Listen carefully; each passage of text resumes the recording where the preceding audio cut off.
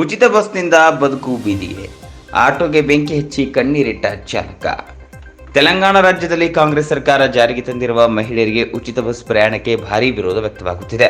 ಅದರಲ್ಲೂ ಆಟೋ ಹಾಗೂ ಕ್ಯಾಬ್ ಚಾಲಕರು ಸರ್ಕಾರದ ವಿರುದ್ಧ ಹಿಡಿ ಶಾಪವನ್ನು ಹಾಕುತ್ತಿದ್ದಾರೆ.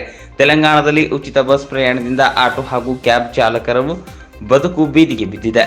ದಿನದ ದುಡಿಮೆ ಇಲ್ಲದೆ ಆರ್ಥಿಕ ಸಂಕಷ್ಟದಲ್ಲಿ ಸಿಲುಕಿದ್ದಾರೆ. ಹೆಂಡತಿ ಮಕ್ಕಳನ್ನ ಸಾಕಲಾಗದ ಪರಿಸ್ಥಿತಿ ನಿರ್ಮಾಣವಾಗಿದೆ. ಇದರಿಂದ ಆಕ್ರೋಶಗೊಂಡ ಚಾಲಕನೋರ್ವ ತನ್ನ ಆಟೋಕ್ಕೆ ಬೆಂಕಿ ಇಟ್ಟು ಕಣ್ಣೀರು ಸುರಿಸುತ್ತಿದ್ದಾನೆ.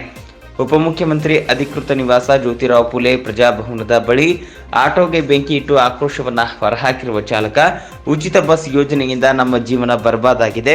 ಈಗಾಗಲೇ ಸಾಕಷ್ಟು ಆಟೋ ಚಾಲಕರು ಆತ್ಮಹತ್ಯೆ ಮಾಡಿಕೊಂಡಿದ್ದಾರೆ. ಈ ಯೋಜನೆ ನಮ್ಮ ಬದುಕನ್ನು ಸರ್ವನಾಶ ಮಾಡುತ್ತಿದೆ. ತಕ್ಷಣ ಈ ಯೋಜನೆ ನಿಲ್ಲಿಸಿ ಎಂದು ಅಂಗಲಾಚಿದ್ದಾರೆ.